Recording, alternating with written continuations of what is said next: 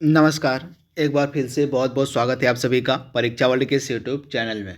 दोस्तों, जी और जीएस की जो हम सीरीज चला रहे हैं IBSCIO 2020-21 के लिए, उसके सेट 6 को आज की इस वीडियो में हम कंप्लीट करेंगे। तो चलिए आज के वीडियो को स्टार्ट करते हैं और देख लेते हैं कि आज का हमारा जो सेट 6 है, इसमें हमने कौन कौन से महत्वपूर्ण 40 प्रश्नों को सम्मिलित किया हुआ है जी और जीएस के। तो चलिए आज की वीडियो को शुरू करते हैं। तो पहला महत्वपूर्ण प्रश्न आपके सामने है, कड़वाहट के लिए जो है मानव जीभ का संवेदनशील क्षेत्र कौन सा होता है। आपको बताना है, सिंपली पूछा जा रहा है कि मानव जीभ का कौन सा हिस्सा जो है वह कड़वाहट महसूस करता है।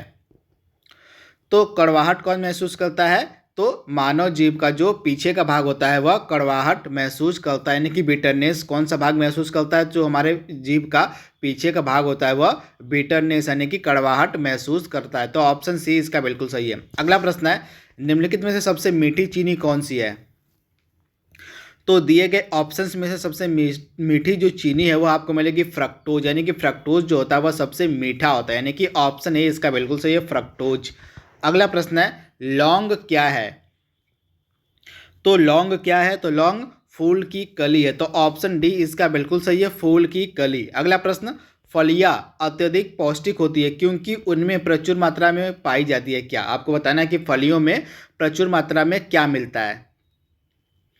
तो फलियों में जो है प्रचुर मात्रा में आपको मिल जाएगा प्रोटीन, यानी कि ऑप्शन बी इसका बिल्कुल सही है, फलियों में जो है प्रोटीन प्रचुर मात्रा में पाया जाता है।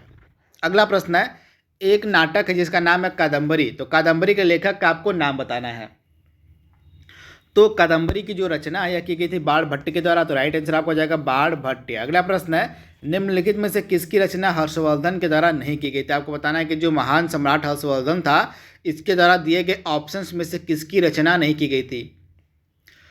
तो 3 फेमस नाटक थे जिनकी रचना हर्षवर्धन के द्वारा की गई थी। पहला फेमस नाटक इसका था रत्नावली, दूसरा था प्रियदर्शिका, तीसरा था नागानंद। परंतु हर्षचरित्र की जो रचना है हर्षवर्धन ने नहीं की थी, इसकी रचना जो है बाणभट्ट के द्वारा की गई थी। तो आपको याद रखना है, हर्षचरित्र की जो रचना है वह बाणभट्ट के द्वारा की गई थी। बाकी तीनों जो है रत्नावली, प्रियदर्शिका और नागानंद, इनकी रचना हर्षवर्धन ने की थी। अगला प्रश्न आपके सामने है, हर्ष द्वारा आयोजित कन्नौज सभा किसमें, मतलब किसके सम्मान में की गई थी? आपको बताना कि हर्ष के द्वारा जो है कन्नौज में सभा आयोजित की गई थी वो किसके सम्मान में आयोजित की गई थी? तो कन्नौज में जो हर्ष के द्वारा सभा आयोजित की गई थी वह किसके सम्मान में की गई थी? तो चीनी यात्री वेन सॉन्ग के सम्मान में की गई थी। तो ऑप्शन सी इसका बिल्कुल सही है, वेन सॉन्ग। अगला प्रश्न है, वायुमंडलीय दाब यानी कि जो एटमॉस्फेरिक प्रेशर है वह किसके द्वारा मापा जाता है? तो वायुमंडलीय दाब को हम मापते हैं बैरोमीटर में, यानी कि ऑप्शन ए इसका बिल्कुल सही है, बैरोमीटर। अगला प्रश्न आपके सामने है, अमीबा में कुल कितने सेल यानी कि कोशिका होते हैं? अमीबा में कुल कितनी कोशिका होती हैं? तो एक कोशिकी जीव होता है अमीबा, यानी कि ऑप्शन ए इसका बिल्कुल सही है, एक कोशिकी जीव होता है अमीबा, यानी ऑप्शन ए। अगला प्रश्न है, नागालैंड भारत का विधिवत राज्य कब बना? तो नागालैंड जो है यह भारत का विधिवत राज्य कब बना था? तो 1963 ईस्वी में। कब? तो 1963 ईस्वी में जो है नागालैंड भारत का विधिवत राज्य बना था। तो ऑप्शन ए इसका बिल्कुल सही है, 1963। अगला प्रश्न है, किस मुगल शासक ने चित्रकारी के लिए कारखाने बनवाए थे? काफ़ी इंपॉर्टेंट प्रश्न है। तो चित्रकारी के लिए जो है कारखाने किसके द्वारा बनवाया गया था? तो जहांगीर के द्वारा, यानी कि ऑप्शन जो इसका सी है बिल्कुल सही है, जहांगीर के द्वारा जो है चित्रकारी के लिए जो है कारखाना बनवाया गया था। तो आप इसे याद रखिएगा। तथा जहांगीर के शासनकाल को जो है चित्रकला का स्वर्ण युग कहा जाता है, तो इसे भी आप याद रखिएगा। चित्रकला का जो स्वर्ण युग था, चित्रकला जो सबसे ज़्यादा फली फूली थी वह जहांगीर के शासनकाल में फली फूली थी, जिसे आप ध्यान दीजिएगा। अगला प्रश्न है, मुख्यमंत्री यानी कि सीएम की जो नियुक्ति वह कौन करता है? तो मुख्यमंत्री की जो नियुक्ति है वह राज्यपाल के द्वारा की जाती है। तो ऑप्शन ए इसका बिल्कुल सही है, राज्यपाल। अगला प्रश्न आपके सामने है, रेफ्रिजरेटर में कौन सी गैस प्रयुक्त की जाती है? तो रेफ्रिजरेटर में जो है कौन सी गैस का इस्तेमाल किया जाता है? तो फ्रेऑन गैस। किसका? तो फ्रीऑन गैस का जो इस्तेमाल है यह रेफ्रिजरेटर में किया जाता है। तो ऑप्शन जो इसका ए है बिल्कुल सही है। अगला प्रश्न है, इलेक्ट्रॉन का खोजकर्ता आपको बताना है। तो इलेक्ट्रॉन की जो खोज है किसके द्वारा की गई थी? तो इलेक्ट्रॉन की जो खोज है यह जे टॉमसन के द्वारा की गई थी। तो ऑप्शन ए इसका बिल्कुल सही, जे टॉमसन। अगला प्रश्न है, निम्नलिखित में से किस हड़प्पन नगर में जूते हुए खेतों के निशान पाए गए हैं? काफी इंपॉर्टेंट प्रश्न है। तो कौन सा हड़प्पाई नगर है जहां पे जूते हुए खेतों के निशान मिले थे? तो कालीबंगा, यानी कि ऑप्शन जो इसका ए है बिल्कुल से, कालीबंगा जो हड़प्पन नगर था, यहाँ पे जो है जूते हुए खेतों के निशान मिले थे। तो ऑप्शन ए इसका बिल्कुल सही है, कालीबंगा। अगला प्रश्न है, रविंद्रनाथ टैगोर ने भारत के राष्ट्रीय गान के अलावा किस एक देश का राष्ट्रीय गान और लिखा था? आपको बताना है। तो रविंद्रनाथ टैगोर की तरह जो है भारत के राष्ट्रीय गान के अलावा जो है एक और देश का राष्ट्रीय गान लिखा गया था, वह देश था बांग्लादेश, तथा इसके राष्ट्रीय गान का नाम था अमार सोनार बांग्ला। तो यह राष्ट्रीय गान था कहाँ का? तो बांग्लादेश का, जो लिखा गया था रविंद्रनाथ टैगोर के द्वारा। अगला प्रश्न है, हीटर का तार जो है किस चीज़ का बना होता है? तो हीटर का तार किसका बना होता है? तो नाइक्रोम का, यानी कि ऑप्शन ए इसका बिल्कुल से, हीटर का जो तार होता है यह नाइक्रोम का बना होता है। अगला प्रश्न है, लोहे पर जंग लगने का के कारण जो उसका भार में क्या परिवर्तन होता है? आपको बताना है। तो लोहे पर जंग लगने के कारण जो है उसका भार जो है अत्यधिक बढ़ जाता है, यानी कि बढ़ता है। तो आप याद देखिएगा, लोहे पर जंग लगने के कारण जो है उसका भार जो है बढ़ जाता है। तो ऑप्शन ए इसका बिल्कुल सही है, बढ़ता है। अगला प्रश्न आपके सामने है, विश्व का सबसे बड़ा जो नदी द्वीप माजुली है यह असम के किस जिले में स्थित है? तो विश्व का जो सबसे बड़ा नदी द्वीप माजुली है यह असम के किस जिले में स्थित है? तो पातालपुरी में, यानी कि ऑप्शन ए इसका बिल्कुल सही है, पातालपुरी। अगला प्रश्न है, ध्वनि की चाल अधिकतम किसमें होती है? तो ध्वनि की जो चाल है यह अधिकतम आपको मिलेगी स्टील में, यानी ऑप्शन जो इसका ए है बिल्कुल सही है, स्टील में। एक चीज़ आप याद रखिएगा, जो माजुली द्वीप है यह सबसे बड़ा नदी द्वीप है, यह ब्रह्मपुत्र नदी पे स्थित है। कहाँ? तो ब्रह्मपुत्रा नदी पे, से भी आप ध्यान दीजिएगा। अगला प्रश्न है, किसे भविष्य की धातु कहा जाता है? काफ़ी इंपॉर्टेंट प्रश्न है। तो भविष्य की धातु हम किसे कहते हैं? तो टाइटेनियम राइट आंसर हो जाएगा आपका। टाइटेनियम को जो है भविष्य की धातु कहा जाता है। तो ऑप्शन ए इसका बिल्कुल सही है। अगला प्रश्न है, कौन सा तत्व स्वतंत्र अवस्था में नहीं पाया जाता है?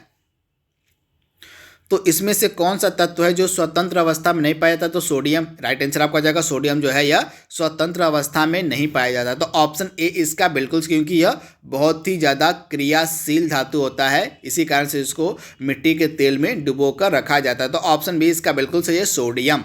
अगला प्रश्न इंपॉर्टेंट आपके लिए है, दिल्ली की किस सुल्तान की बेटी थी रजिया? मतलब आपको बताना है कि जो रजिया सुल्तान थी वह दिल्ली के किस सुल्तान की बेटी थी?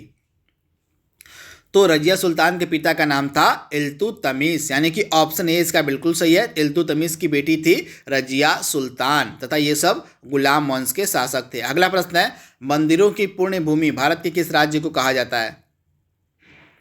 तो मंदिरों की जो पुण्य भूमि है हम कहते हैं तमिलनाडु राज्य को। तो राइट आंसर आपका जाएगा तमिलनाडु। अगला प्रश्न आपके सामने है, निम्नलिखित में से किस भारतीय दर्शन ने परमाणु सिद्धांत का प्रतिपादन किया? काफ़ी इंपॉर्टेंट प्रश्न है। यह बीपीएससी में पूछा गया था, इस बार बीपीएससी प्री जो हुआ था उसमें यह प्रश्न पूछा गया था।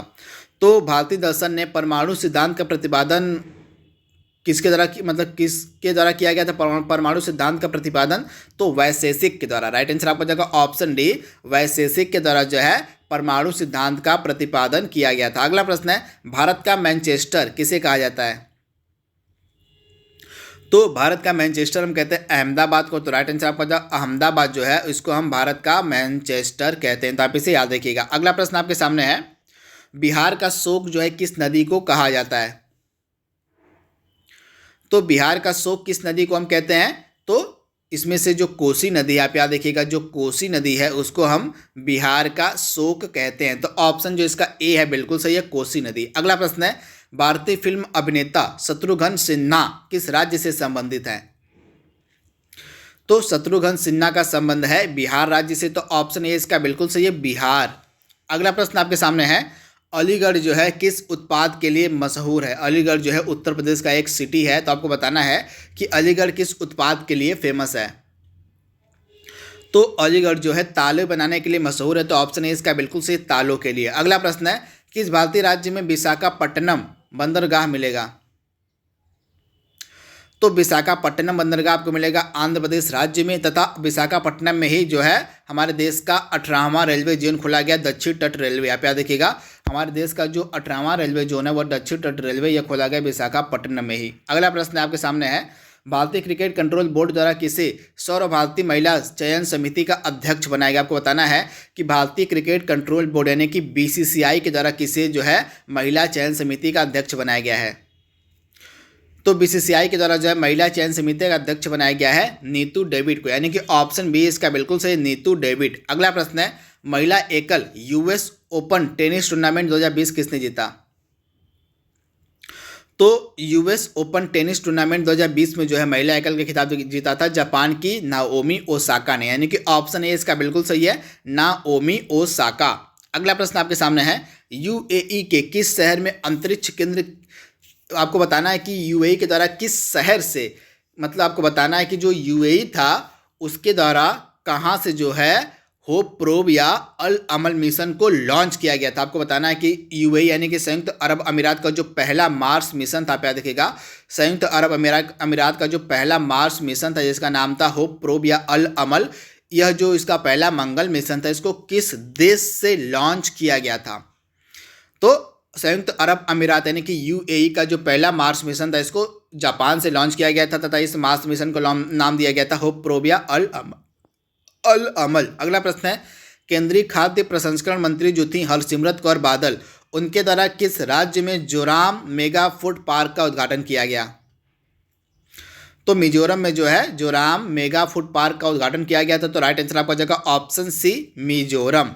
अगला प्रश्न आपकी स्क्रीन पर है कि सोशल मीडिया प्लेटफॉर्म ने इट्स बिटवीन यू नामक अभियान शुरू किया है। तो इट्स बिटवीन यू नामक जो अभियान है ये शुरू किया गया था व्हाट्सएप के द्वारा। तो राइट आंसर आपका जगह ऑप्शन डी, व्हाट्सएप। अगला प्रश्न है, किस देश ने सफलतापूर्वक ओफेक 16 जासूसी उपग्रह को लॉन्च किया?